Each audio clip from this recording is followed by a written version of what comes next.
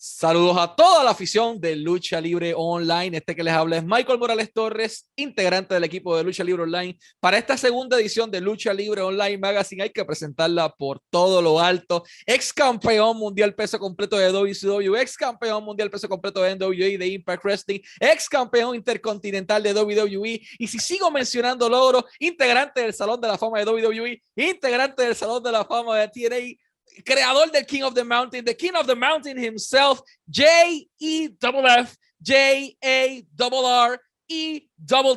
the King of the Mountain himself, Jeff freaking Jarrett is here on Lucha Libre Online, genius of the podcasting world as well. Jeff, how are you doing?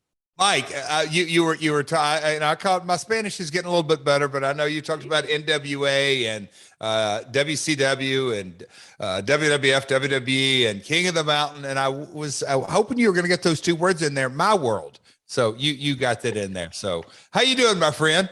Brother, I'm doing fantastic here in Puerto Rico. It's an honor to have the opportunity to speak with you on record. It's not that common for us, man. So thank you for being here. Thank you for granting us part of your time. We know you're a busy man. And this is going to be an uncommon dynamic in terms of an interview because we usually do career and go step by step. But this time we ask the fans what they want to hear. And this is the first weird question I got today. Luis from Puerto Rico asked, what's your favorite food and why it is bread? I don't know what the heck. On my world, we do Ask Anything, and we just did an episode of Ask Anything. So this is the Lucha Libre online version of Ask Jeff Anything. So, Michael, I'll go with it. So favorite food. You know, I think the real simplistic is I'll probably make this a two-part answer. I'm absolutely I love steak. I love a good steak. But I will say that you know, sushi is right up there at the very top of my list. I'm a big sushi guy, sashimi specifically. I'm not so much too much rice can get me, but I love the raw fish and all kinds. But if I had to tuna is my favorite if we've got to get right down to it. So this question comes all the way from Dominican Republic. They are asking, what's the key behind the success of My World with Jeff Jarrett? And I know this wasn't on the question list, but they are asking and people want to know, what do you think is the key behind the success of My World, an ad-free show? Well, I think we're early enough in the game. I'm not sure you can classify us. The way my brain works is success is really determined over a length of period. You know, we're only 14 episodes in, but for the first 14 episodes, so I'm told that we're super successful. In 3 months, we just hit 1 million views on YouTube. Yeah. And I think that, you know, obviously, I'll go down a list, but Conrad and the platform that he's built and the ad-free team, you know, it's just not me and Conrad. There's, I just left Conrad earlier today. You know, we're above 25 folks that are engaged in the ad-free team. That's kind of amazing. You know, Conrad and the different topics, but I think one of the things that in a lot of ways, and Michael, you can probably relate to this, is that I haven't really told my story over the years in sit down or shoot interviews. I've never been a guy that reflected and looked in the rearview mirror, so to speak. I've always, you know, what's the next pay-per-view coming up or the next event or the next TV show. I've always been, I'm a promoter. I'm a third generation promoter. I've always talked about what's coming up next. Our industry is that way. What have you done for me lately? That type of mentality. But I think the fact that I really hadn't talked for my entire 35-year career on reflective stuff. So I'm told, and I kind of agree after talking to a couple of different people that's definitely one of the main ingredients. That's definitely the key behind your success and consistency. That's a really important thing. You guys are constantly not pushing your own brand, but, you know, making it relevant. What you do is topics that people want to hear, and sure, that's definitely important. Our next question comes from Brazil. Why do you still live in Hendersonville? You can live in any place in the world, but you choose to stay in your hometown. Why you love Hendersonville and Tennessee so much? I love answering this question. And look, I have traveled all over the world, wrestled all over the world. You name it, Brazil. I've been to Brazil. I played basketball in Brazil years ago before I got into wrestling. But again, India, I've been blessed enough to travel all over. But you know, the simple answer is it's my hometown. I was born and raised here. I know everyone in the, you know, lots of folks in the community. And my roots are here. But also there's something that I do like about Tennessee that, you know, you're from Puerto Rico in the winter, as my friend Dutch Mantel used to say, hey, Dutch, how's the weather? Sunny and 82. That's in December. Come May, how's the weather? Sunny and 82. July, sunny and 82. September, sunny and well, it's in Tennessee and Hendersonville. We really have 4 distinct seasons. We don't have a real long winter, a real long summer. We have really 4 different seasons. So the weather is changing. And yeah, I think, and now through the years, we're pretty close to, I'll say pretty close, but we're easy access to the West Coast, easy access to the East Coast. So me traveling my entire adult life, I can literally travel all over the world with relative ease. You know, folks that may live in different isolated spots travel in as easy, but I like the location, I like the weather, and then it's home. Our next question comes from Argentina, and you mentioned the keyword basketball. Why did you choose wrestling over playing basketball? Were you really good at it? You know that basketball earns more money than wrestling. That's the full comment. Why? Oh, well, I can assure you this. They hit the nail on the head. I couldn't earn a living. I couldn't make a living playing basketball. I played college basketball, but when I went from high school to college, I loved it, but I was made aware very quick. This isn't going to be a career for me. Although I love it to this day. I love it. I watch, my daughters play basketball, but I watch college, pro. It doesn't matter. The 3-on-3, it was in the Olympics. I still love basketball. I think it's out of all the games out there, I think one of the things, and look, I love to watch football and I also, whatever sport it may be, but I think basketball, as far as a life lesson, 5 people on the court, it's not too many and it's not too few. And I think it's, running a basketball team on a court can very translate into your adult life and business life, that you have to have all 5 people rowing in the same direction or you're going to lose quickly. And everybody in basketball, you sort of playing defense, you have to cover for the other person, you have to help out and stuff like that. And then in basketball, it's, to get to the highest level, you sort of have to know your role. Are you a defender? Are you a scorer? Are you a passer? What is your role on the court? You got to be able to do a little bit of everything, but what is your definitive role? And I think so I love basketball, but I could make more money at wrestling, Mike. Our next question comes from Connecticut. I believe Waterbury is the correct pronunciation to this one. What do you recall of visiting Puerto Rico for the first time in 1989? Wow. Was that Hurricane Hugo? It's correct. It was for that year. So that is. You were for the hurricane here. So a good little story here. I can't believe I've never shared this with you. So the anniversary show. WWC. Yes. And Handsome Jimmy Valiant. Remember that name? Yep. I was the next to last flight leaving the island before Hugo hit. And so that was my earliest memories that we flew in and the anniversary and the rain came and, hey man, that hurricane's going to be here in like 24 hours. And the next day, Handsome Jimmy was like, if you're getting out of here, you need to go now.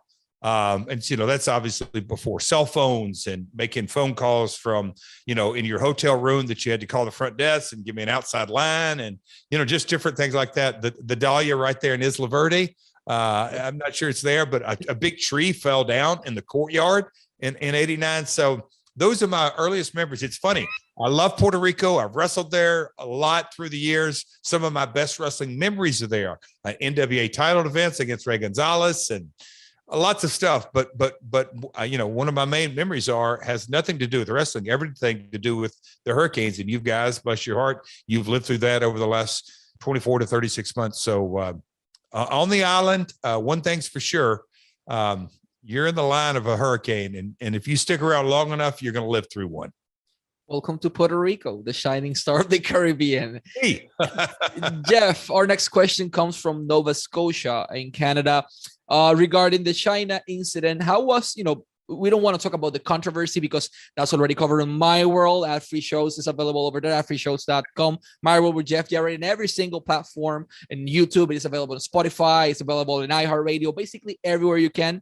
That's a really good story. But the person wants to know, how was your relationship with John, the human that gave or portrayed China? Great relationship. And, later in her career, the fact that she came over, and it's still, in a lot of ways ironic to me that my last match prior to coming back a couple of years ago was against her. And then her last match in TNA was in a mixed tag match, me and Karen against Kurt and China. But as far as a human being, when DX formed and then they got hotter and hotter and hotter, I was always, and the conversations that I would have with her were, Joni, she in so many ways, look, Stone Cold identified the Attitude Era, and so did The Rock. And we could go on and on about the identifiable characters, but when you look for the first time ever, the look of China, the faction that she was with, she identified the Attitude Era in so many ways, and her persona was really cool. And so I tried to help her on different things as far as timing, and obviously we got to work together, and her having actually a match and all that kind of stuff. So I had a great personal relationship with her, and she was so easy and coachable to listen to. And if you watch that match back, the Good Housekeeping match, I had it in my mind, but I had business to take care of, and we cover that on My World. But she's just a phenomenal talent in so many ways. But I had a great relationship with her. Our next question comes from Manta, Ecuador. The incident with Hulk Hogan at Bash of the Beach, shoot or scripted? It is also available on adfreeshows.com. My World with Jeff Jarrett. You can just answer shoot, scripted, and which episode. Yes. Which episode then? No, yeah. So was some of it a shoot? Yes, you sort of saw, and if you tune into the My World episode, and definitely there was, I'm not going to ever portray that thing was 100% shoot or 100% scripted, because it really was a little bit of both. And if you tune into the long form of the episode, you understand that. But yeah, what a unique night, and we're still talking about it to this day. The next question is actually mine. I was from an interview we did with Vince Russo. He described you as the most reliable guy in the whole WCW roster. How was your relationship with Vince, with Bischoff, with the matchmakers, with the producers, with the backstage agents, with basically everyone that got involved into building the WCW Jeff Jarrett? I feel like others may feel differently, but growing up in this business and me understanding it first and foremost as a business, that without a wrestling ring, how do you have a wrestling show? So the person who carries the ring is just as important as the main event superstar. The referee. Go try to have a wrestling match without a referee. So if the referee didn't show up or have car trouble or travel problems, it's hard to have a wrestling match without a referee, although they may not get paid the most or be the most notorious or most famous. So me having a real understanding that it takes the entire team to make the show come off. And if everybody's working together, the show can really be successful. So I feel like with that mindset, that mentality that I had, that's not the first time I've heard that, Russo, with all the variables that were going on, and not just in Vince's world, but anybody who worked at WCW world and the corporate and the different things, that reliability was a trait that I was happy to have, because not everybody, for different reasons, weren't the most dependable or the most reliable. So I always prided myself in knowing during those turbulent times, if I showed up, worked hard, did everything I possibly could, because the fans are the ones that ultimately win or lose. If it's not a good show, they lose, and they spent their money on a losing situation. And I was born and raised, and still to this day believe it very much so. You have to deliver for the fans. Our next question comes from Tamaulipas, Tampico, Mexico. What motivated you to start TNA with your father? Tampico? Is this where the question? Tampico. You've been there. Yeah, many times. People, they hated you. Basura. I'm sorry. So you brought the worst out of me, Michael.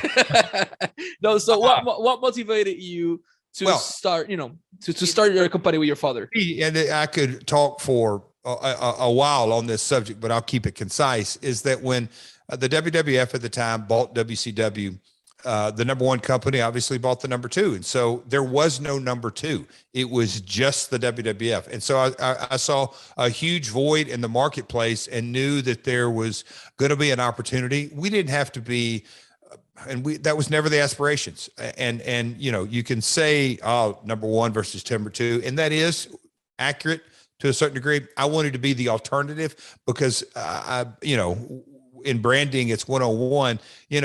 Coca-Cola, Pepsi makes Coca-Cola better, but there's Coca-Cola drinkers and Pepsi drinkers. There's different it just depends on the different brands. If you have a competing or an alternative brand, it helps the entire industry out. And so I had that mindset. My father did as well. Our next question comes from Risaralda, Colombia. Who discovered AJ Styles? Good question. I think, it depends on the era and the definition of true discovery, because, Bill Behrens was AJ's first promoter, who to this day is his agent, business advisor, manager, whatever the title may give you. But Bill to Wildside Wrestling, and, AJ was around WCW for just a little bit, a couple of shows, and then North Georgia Independence. And then my father heard about him and he saw him. And then obviously I saw him. Jeremy Borash had seen him. There were different folks in the early days of TNA, but when AJ, the 3 months before TNA started, getting the ability to see AJ and his first night being crowned the X Division champion, he truly was an alternative, but also a face of the brand from day one. The man that founded Lucha Libre Online 19 years ago, Javier Gonzalez, had this question. What do you saw in IWA Puerto Rico that motivated you to start a deal with them while being a part of TNA? It's real simple. The IWA, and look, I could go into this in deep discussions because Dutch Mantel, Victor. That's a full podcast. Huh? That's a full podcast. You know what? And you need to be a part of that, so you can translate, ask the right questions. But IWA was the alternative to WWC in so many ways, and Savio and just Castillo and Miguel and just the brand in so many ways. And they were obviously Dutch and Apollo, and the whole crew was, focus. Miguelito. Remember that? Yeah, Miguel. So many different characters. 4 words. You remember well, but super successful, the alternative brand, great storytelling. I admired them and wanted to be a part of it as well, but also wanted the working relationship. Next question from Montevideo, Uruguay. Who approached you to get inducted into the WWE Hall of Fame? That's been asked, and I like to keep sort of some things private, but keep the mystery. There you go. We'll keep that. We'll just keep that between myself and the person who originally contacted me. But I was shocked. I actually thought this can't be real, but I was happy to get the call. Next question. Caracas, Venezuela. What are your thoughts on the celebrity wing? No, sorry. This one is from Ponferrada, Spain. What are your thoughts on the celebrity wing of the WWE Hall of Fame? The Caracas one is the next one. Yeah. And you know what? It's kind of unique when I see people that may not be, I don't say in favor of, but maybe have an issue with it. And I think that when you really know the history of our industry, from Joe Louis in the 60s and Elvis Presley used to come watch the wrestling matches in Memphis, Tennessee. But it's always been a fascinating crossroads and crossover between pop culture. Bad Bunny is probably the best example for this audience, that how can you not respect the fact that Bad Bunny super successful. I mean, just super successful artist, but he steps over into our world and obviously trains and takes it serious and very successful. And, you know, Donald Trump and Snoop Dogg and Kid Rock, and we can go on and on, but the crossover appeal with pop culture, I think it's a natural, and I think the folks that go in are very well deserved. The next question from Venezuela, we will skip that because it already has been answered in @freeshows.com. My World with Jeff Jarrett. Just go over there, vayan allí, échale un ojo, escúchenlo. Believe me, it is worth it. @freeshows.com. Subscribe. Next question, San Jose, Costa Rica. What are your thoughts on the way the companies are currently booking Latin American talent, and how important are they, the Latin American talent, for the wrestling industry itself? Well, I don't think, as a promoter myself, I don't think you can overemphasize how important the Lucha Libre from the early days of TNA, you know, the X division had a heavy influence from Lucha Libre. And it, to me, you know, when you look at the Hispanic audience and the Lucha Libre, that, you know, there's soccer or football, whatever you want to call it, but then wrestling, football, obviously, but wrestling is right on that level. That's not accurate in the United States. So it's very important. It's very important from a cultural aspect. Now, when you, the first part of your question was, I think, can you re-ask that question? Because I want to make sure I ask it. What are your thoughts on the way companies are currently booking Latin American talent, and how important are they for the wrestling industry? Fabricio from Costa Rica. So I've covered how important they are. I think it's very, very important. It's not an easy, because as a promoter, you want to promote to your audience. And so when you have such a wide, diverse audience, you know, the demographics in professional wrestling, it's not all guys. It's split up about 60-40 males, females. It's, you know, kids, young adults, middle-aged, and there's an older crowd, diverse in race, color, creed. It goes it's very diverse. So it's very important, but you also, I think you have to understand that it goes without question. You got to promote to that Hispanic audience, but then on the other hand, the talent that you have, you know, Rey Mysterio is such an anomaly. It's such a unique legend superstar. But you know, there's only one Rey. But you know, you have different Hispanic stars come through the years. But I think it's very important, but it's not the easiest thing because the audience is so diverse. I'll say this, and I'll close up with that. It gets, for this question, it gets more and more difficult as each year goes along, because I think the audience continues to diversify. And last question from Guyana, South America. Are there any current wrestlers that you'd be interested in sharing the ring with? Oh, gosh. Oh, man. That's a long list. That's a long list. There's a lot. I mean, you know, when you look at, I mean, I think, I mean, when Roman Reigns is a really unique talent, and I've known his family for years. But then, you know, there's, look, we could talk forever on this subject. You know, you look at all the different brands. I mean, MJF is my kind of heel. He's a heel's heel. And so that's another one. But, you know, look, I could talk for a long time. The one thing that is so unique about 2021 is the amount of talent, whether it's WWE, AEW, Impact, Ring of Honor, AAA, CMLL, the independents, New Japan. There is a lot of talent out there, and the independent wrestling, Game Changer Wrestling with Matt Cardona. I mean, it's so diverse, and so it's really a great time to be a fan, a promoter, a wrestler, a licensee, a licensor. Lots of ways to enjoy the industry today. Before we go, I want to say something in Spanish. Pueden seguir a Jeff Jarrett en todas sus redes sociales. Está en Twitter, está en Instagram, está en Facebook, como Real Jeff Jarrett. Real Jeff Jarrett en toda. Y su website, realjeffjarrett.com, realjeffjarrett.com, que es el website. Free Shows está disponible en My World with Jeff Jarrett. Está disponible también en las redes sociales, en YouTube, en Instagram, en Facebook, en Twitter, en Spotify, en iHeartRadio, en Apple Podcasts, Google Podcasts, basically every place. Está en todos lados. Échele un ojo al producto @freeshows.com, @freeshows.com para las suscripciones, y that's it. Ah, y las camisas, Pro Wrestling Tees, está también disponible las camisas de Jeff Jarrett allí directamente, y Wrestle Merch Central, si no me equivoco, para el área de UK. I think that's it. I believe, you got it all, my man. freaking finally, I believe I had it. Jeff, man, it's been a blast. It's been an honor for us to have you as our guest. Always wish you success in your career, in your personal life, and in every project you have. And man, thank you very much for your time. Thanks, Michael. Have a great day. And let's wrap it up in Spanish. Este fue Jeff Jarrett, the King of the Mountain, Double J, y Michael Morales Torres para Lucha Libre Online, la marca número 1 de Pro Wrestling y Combat Sports en español.